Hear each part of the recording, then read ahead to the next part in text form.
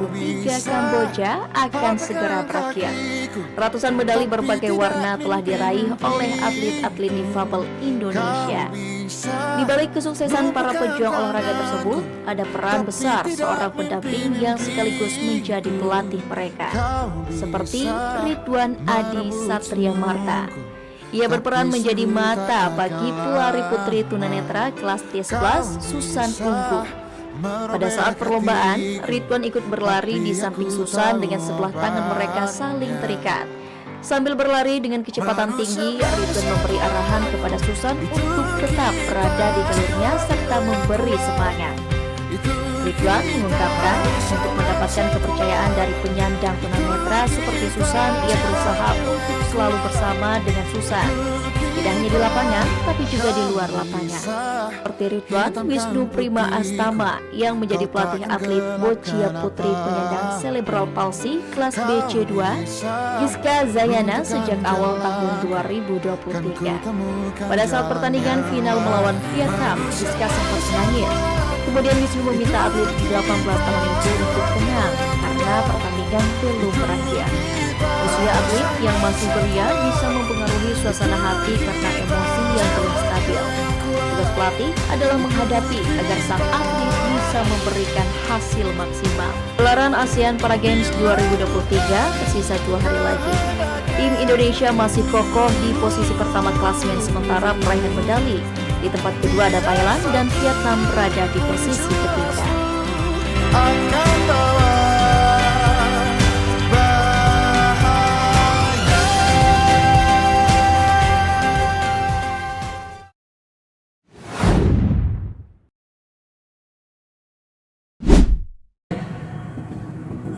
Assalamualaikum warahmatullahi wabarakatuh. Selamat pagi, siang, dan malam bagi kita semua. Kembali lagi di podcast Tangan-Tangan Berbakat, cerita sukses disabilitas bersama aku Eva Zadiatun Nufus. Oke teman-teman, di podcast kali ini tentunya kalian udah baca di judul tambahnya teman-teman. Ya betul sekali, kita akan membahas tentang topik yang sangat menarik, yaitu sebaran prestasi pemuda dengan disabilitas. Oke, pada kesempatan kali ini kita akan membahas tentang rekan-rekan kita yang memiliki keterbatasan namun gak kalah hebatnya dari kita semua dan tak pantang menyerah dalam meraih prestasinya nih teman-teman. Nah, sebelum kita lebih lanjut lagi membahas topik yang tak kalah menarik, tentunya kita akan kedatangan dua narasumber yang tak kalah hebatnya dari kita semua. Ya betul sekali, narasumber kita kali ini ada Kak Ari dan juga Kak Yunia. Teman-teman tepuk tangan semuanya. Oke, narasumber kita kali ini ada Kak Ari dan Kak Yunia. Sebelum kita ke topiknya, alangkah baiknya kita memperkenalkan diri nih dari narasumber sendiri. Halo, perkenalkan namaku Nur Cahya Ari Nugraha, bisa dipanggil Ari. Aku berasal dari Jember dan aku mahasiswa aktif Universitas Jember, Fakultas Keguruan dan Pendidikan, Program Studi Pendidikan Luar Sekolah Angkatan 2023. Halo semuanya, kenalin nama aku Yunia Rakalita, atau biasa dipanggil Mia. Aku dari program studi pendidikan masyarakat Universitas Jember dari angkatan 2023. Dari angkatan 2023. Nah, untuk kabarnya gimana nih Kak? Apakah baik-baik saja atau sedang tidak baik-baik saja? Apakah Untuk aku sendiri ya saat ini ya alhamdulillah baik-baik saja. Kak ini Allah sih Kak, alhamdulillah baik. Semoga datang di sesi podcast kali ini. Untuk kesibukannya nih sebagai mahasiswa aktif UNED gimana?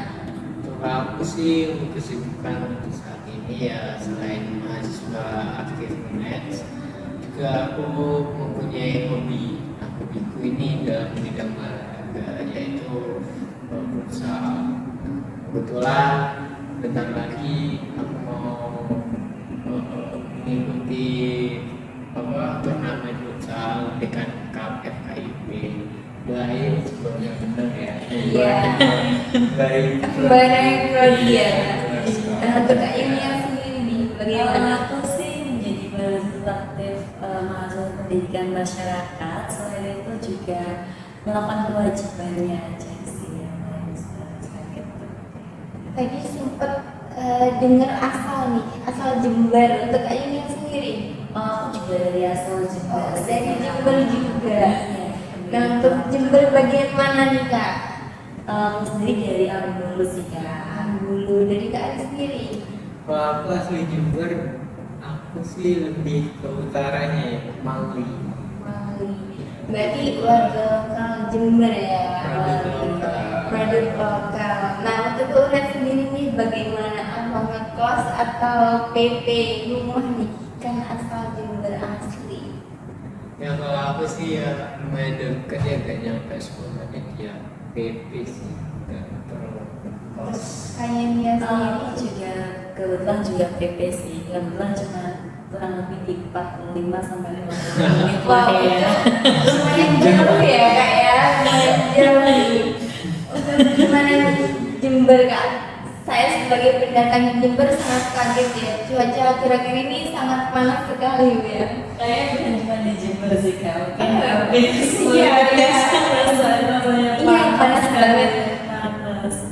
Cuma emang di Jember kemarin tuh sampai hampir berapa derajat sih kak? 41 derajat. 41 derajat gimana dari rumah PP ke kampus panas-panas sampai belum ya Kak ya. Untuk kesibukannya sebagai mahasiswa ya. Ya, untuk saat ini masih Masih mahasiswa. semester 3. Semester Semester 3. Lagi capek-capeknya tugas ya. Apalagi ini mau pekan UTS ya Kak ya. Nah, Sebagian sudah. sebagian sudah selesai. Oke teman-teman, kita kembali ke topik. Pada podcast kali ini kita akan ngebahas tentang sebaran dan prestasi pemuda dengan disabilitas nih teman-teman. Nah, gimana sih tanggapan kalian tentang teman-teman kita di luar sana yang mungkin memiliki keterbatasan seperti itu, yang mungkin gak sama seperti kita seperti itu, namun semangatnya dan pantang menyerahnya itu sangat-sangat power banget ini Kak.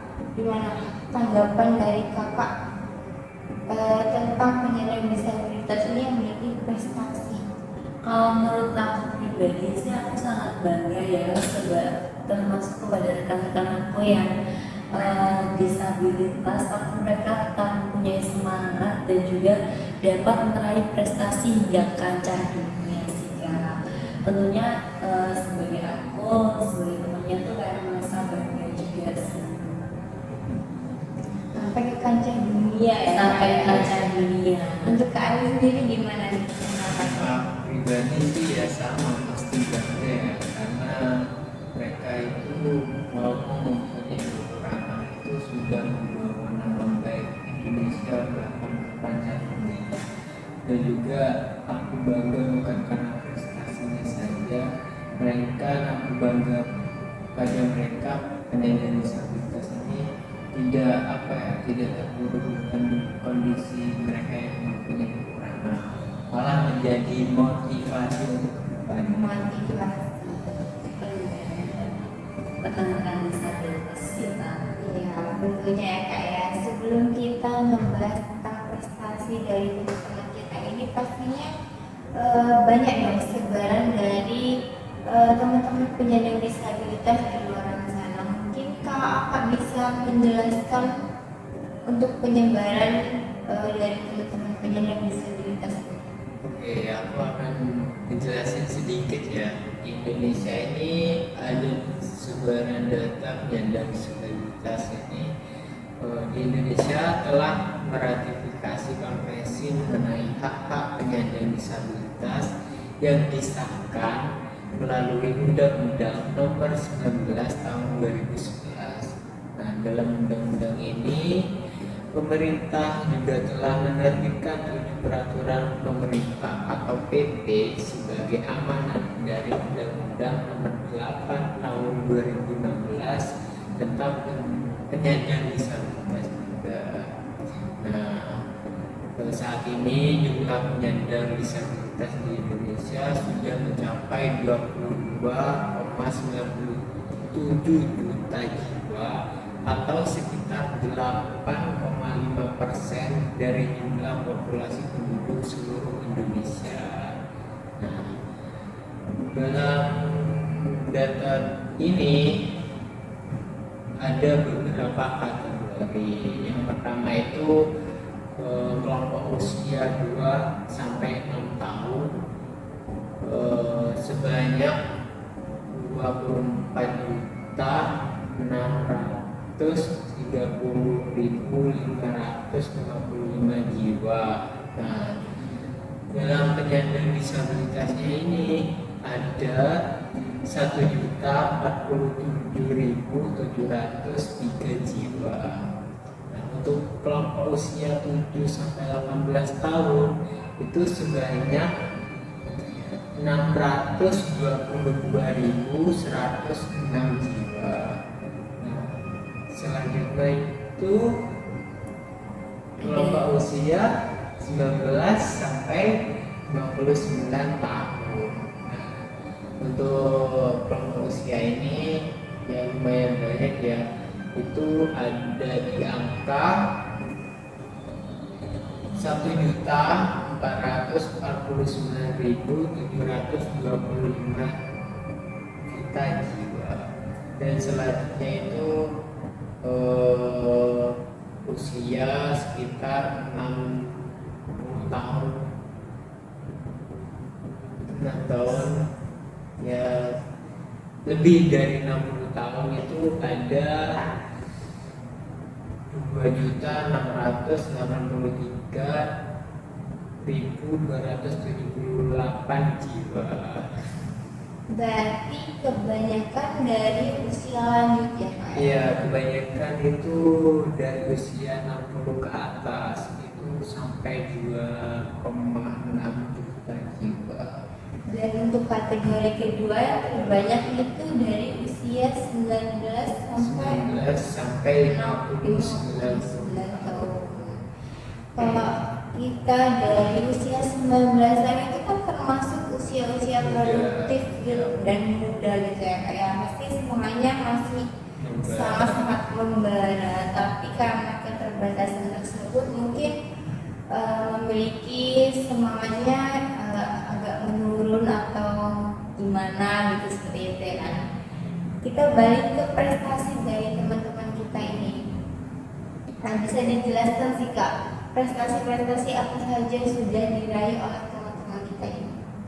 Mungkin kalau misalkan yang terbaru ya kayak itu mungkin kemarin tuh ada Kak Niken, itu dia tuh berasal dari Desa Pawan, Kecamatan Ramban. Dia itu telah berhasil memenangkan atlet anggar sih Kak, atlet anggar. Dia menangkan medali perak, itu sangat luar biasa sekali sih Kak. Untuk Kak Adi sendiri gimana? Untuk saya sendiri, untuk saya tuh pernah tahu ya, ada seorang pemuda asalnya tuh dari Jawa Barat, Bandung terutama itu. Dia tuh awalnya itu ya kayak gitu, artisnya tuh ya sempurna dalam artian ya normal. Ini seorang atlet sepak bola. Berarti sebelumnya atlet ya Kak? Iya, atlet sepak bola, Jabar, dan juga pernah masuk skuad Persib Bandung, itu namanya sebuah klub terbesar di Indonesia. Nah, pada saat itu tahun 2018 dia mengalami sebuah kecelakaan di mana kakinya mengalami patah tulang. Tetapi dia kan mengalami kendala biaya untuk mengoperasi kakinya. Jadi dia itu memilih pengobatan alternatif. Dalam pengobatan alternatif ini kan tidak semua berjalan lancar ya. Nah, dia itu mengalami sebuah apa ya, sebuah apa sih? Ya, kakinya tuh lebih parah dari kondisi sebelumnya. Jadi yang mengharuskan untuk mengamputasi. Tetapi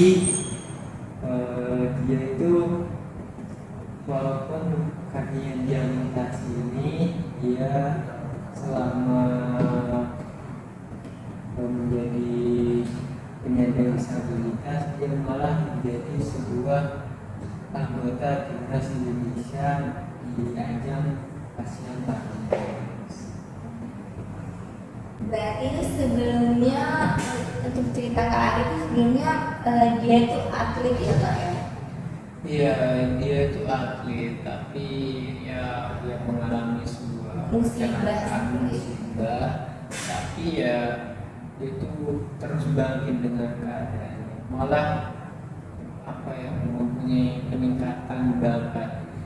Sekarang dia membawa nama Indonesia ke kancah pra Olimpiade Paris 2024. Berarti dia atlet sepak bola. Atlet sepak bola. Untuk Kak ini sendiri nih Kak, bagaimana? Kalau di tahun 2024 sendiri itu telah beberapa telah meraih prestasi yang signifikan jika dari penyandang disabilitas ya, terutama di bidang olahraga dalam konteks pekan Paralimpiade Nasional dan juga festival-festival olahraga disabilitas lainnya. Nah, ada juga nih kakak beberapa prestasi-prestasi yang dicatat seperti Pekan Paralimpiade Nasional tahun 2024 yang di lokasinya tuh dilaksanakan di Solo, ya. Dan juga tuh udah diikuti oleh 4.625.000 atlet loh kak, dan juga dia tuh sudah official dari seluruh Indonesia dengan 20 cabang olahraga yang telah dipertandingkan, termasuk dari boccia, para badminton, para renang, blind judo, dan juga cabang-cabang olahraga lainnya. Selain itu juga ada nih kakak medali internasional yang juga sudah tercatat seperti prestasi Paralimpiade Indonesia di Paralimpiade Paris tahun 2024 yang telah mencatatkan rekor perolehan medali terbanyak sepanjang sejarah keikutsertaan Indonesia. Jadi timnas Indonesia ini meraih 1 emas, 8 perak, dan 5 perunggu. Selebihnya melebihi target yang telah ditetapkan sehingga itu Nah, untuk atlet itu sendiri bagi semua penyandang disabilitas ya kak ya, itu sangat-sangat luar biasa dan sangat-sangat membanggakan ya kak ya. Nah, untuk karyanya itu sudah banyak tersebar di berbagai wilayah ya kak ya, untuk prestasi-prestasi dari teman-teman ini semua. Nah, ngobrol-ngobrol tentang prestasi ini, berarti setiap tahunnya ada penurunan atau peningkatan kak? Oh, yang pasti dari tadi yang disampaikan Kak Yunian ya, itu sudah ada peningkatan ya dari tahun sebelumnya. Peningkatan itu juga dibarengi dengan usaha pemerintah juga, di mana kan pemerintah itu bertugas untuk memfasilitasi dan memberikan infrastruktur yang cukup untuk mengembangkan bakat-bakat dan prestasi penyandang disabilitas. Nah, dari teman-teman penyandang disabilitas ini banyak sekali ya Kak ya. Tentunya mereka itu tidak pasti banyak dukungan dari keluarga ataupun dari pemerintah sendiri itu. Nah, untuk dari teman-teman lainnya itu mungkin tidak mudah untuk meraih prestasi tersebut ya kak ya. Pastinya mereka mempunyai mempunyai kendala-kendala yang sangat mungkin yang sangat-sangat menghambat untuk mengembangkan bakat-bakat mereka. Bagaimana untuk Kak Yulia sendiri untuk tanggapan dari kendala-kendala mungkin dari teman-teman kita? Mungkin kalau misalkan dilihat dari peran pemerintah juga kurang ya Kak ya, itu juga merupakan salah satu penghambat atau kendala dari para rekan-rekan kita para disabilitas, yaitu dengan yang bisa dilihat sendiri masih banyak sekali letak sekolah-sekolah itu yang kurang ramah disabilitas seperti itu Kak. Jadi mungkin para pemerintah itu lebih ke mulai meningkatkan infrastrukturnya supaya para disabilitas ini juga makin semangat untuk meraih prestasinya seperti itu. Dan juga kalau untuk kita ngomongin soal kendala ya Kak ya, pastinya sebagai seorang disabilitas itu pasti akan merasakan kesenjangan sosial, baik itu dari pertemanan, prestasi maupun jenjang karir.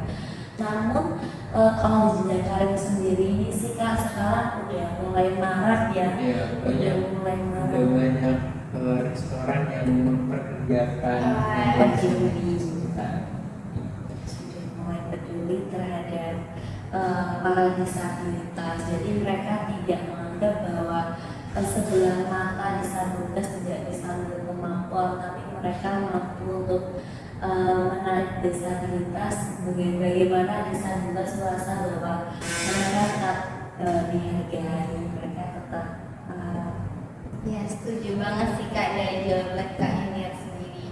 Dan sekarang juga banyak restoran-restoran seperti itu ya, yang sudah memperkerjakan teman-teman dari disabilitas kita ini. Nah, banyak pandangan dari konsumen mereka itu, pandangan mereka itu malah menjadi hal yang positif karena mereka tuh menganggap bahwa penyandang disabilitas ini mampu untuk melakukan sebuah aktivitas seperti kita yang normal tadi.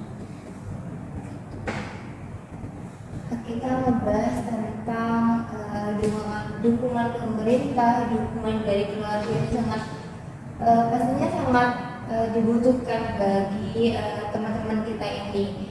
Dan kita membahas tentang kita sebagai mahasiswa nih Kak, gimana sih pandangan dari Kakak atau dukungan untuk teman-teman disabilitas kita ini untuk mengembangkan lagi bakatnya, untuk mengeksplor lagi kehidupan yang mungkin dianggap sebelah mata bagi teman-teman itu sendiri gimana? Mungkin itu lebih dari kita terlebih dahulu sih, kayak sebagai seorang mahasiswa menurut saya itu penting sekali untuk memotivasi para rekan disabilitas kita itu untuk terus jangan ngerem karena mereka tuh merasa bahwa dengan rekan disabilitas mereka tidak bisa apa-apa. Tidak, mereka semua memiliki kemampuan, mereka semua memiliki prestasi, mereka semua sama seperti kita dan mereka juga dapat membanggakan Indonesia seperti itu. Untuk Kak Aris sendiri gimana kita sebagai mahasiswa, ya sebagai seorang pemuda dan juga mahasiswa dan juga seorang manusia. Iya. Karena sebagai manusia juga kita kan harus menghormati atau menghargai sesama manusia, memanusiakan manusia, kan ya. Kita juga sebagai pemuda ya, kita kan penerus bangsa ya, mereka juga penerus bangsa. Walaupun mereka mempunyai sedikit kekurangan, tapi kita harus melihat sebuah kekurangan pasti mempunyai kelebihan. Kita juga harus memotivasi mereka untuk terus berjalan ke depan, untuk mengembangkan bakat-bakat yang mereka pendam mungkin, dan juga kita harus merangkul mereka untuk tetap di jalur yang benar dan terus mengembangkan bakat.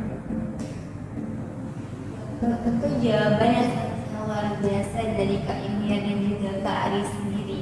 Gimana nih Kak pandangan Kakak tentang teman-teman kita yang mungkin memiliki bakat nih, tapi mereka itu tidak mampu atau mereka itu malu untuk mengembangkan bakat-bakat tersebut. Untuk Kak Imia atau Kak Ari sendiri gimana? Untuk aku sih jangan malu ya, karena bakat itu pasti muncul dari jiwa yang kita inginkan ya. Pasti harus dikeluarkan atau dilakukan dan diasah. Juga kalau malu, ngapain malu kan? Kita kan tujuannya mempunyai bakat untuk maju ke depan. Hal yang maju ke depan itu pasti hal yang baik dan positif. Selama itu baik dan hal yang positif harus dilakukan. Untuk Kak Imia sendiri gimana? Kalau menurut aku sih nggak usah malu ya karena ya kayak gimana Pak, semua sebenarnya tuh bukan cuma disabilitas saja, mungkin dari kalian juga yang lainnya tuh juga pasti merasa bangga dengan kalian, tapi menurut aku pribadi itu jangan minder dan coba aja dulu, siapa tahu nanti kalian merasa nyaman, merasa suka ya kan, bisa kayak rekan-rekan yang lainnya yang bisa sampai membawa nama Indonesia yang di kaca dunia tadi itu benar-benar keren. Juga ditambah harus mempunyai jiwa yang cuek. Jiwa yang cuek. Kenapa nih Kak harus mempunyai jiwa yang cuek? Karena kan pasti kita kalau kita berproses ya pasti ada penilaian yang buruk-buruk. Jadi kita harus menjadi pribadi yang cuek untuk terus fokus ke depan untuk mengasah bakat kita. Mau orang menilai kita apa, mau orang mencemooh kita apa, kita harus fokus untuk mengejar bakat dan membanggakan nama baik Indonesia di kancah dunia. Sangat keren sekali ya teman-teman jawaban dari Kak Imia dan juga Kak Ari ini. Nah untuk teman-teman semuanya, untuk teman-teman di penyandang disabilitas di luar sana, tetap semangat seperti itu ya Kak ya. Tetap semangat, dan sebenarnya penyandang disabilitas ini ternyata cukup besar ya Kak ya. Seperti yang sudah disebutkan oleh Kak Ari tadi. Namun prestasi mereka itu tidak boleh diabaikan teman-teman. Kita harus tetap mendukung mereka, kita harus memberikan mereka wadah seperti itu, seperti dukungan pemerintah ataupun dari kita sendiri seperti itu. Meskipun ada keterbatasan akses pendidikan atau diskriminasi sosial tadi itu, pasti ada kurang lebihnya, kita harus mendukung teman-teman kita ini seperti itu. Mungkin ada tambahan dari Kak Imia dan juga Kak Ari.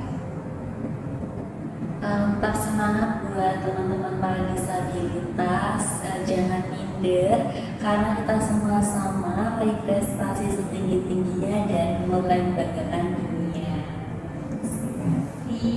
Oke, terima kasih nih untuk Kak Ari dan juga Kak Imia yang sudah berbincang-bincang dan ngobrol-ngobrol santai pada malam hari ini, yang sudah menyempatkan waktunya nih untuk datang ke podcast Tangan-Tangan Berbakat seperti itu. Obrolan kita ini pastinya akan sangat memotivasi teman-teman disabilitas di luar sana, teman-teman. Nah, untuk teman-teman penyandang disabilitas semuanya tetap semangat, tetap menjalankan hidup kalian masing-masing. Aku Eva Zakia Tinupus, kita akan kembali lagi di tangan-tangan berbakat lainnya. Baik, warahmatullahi wabarakatuh.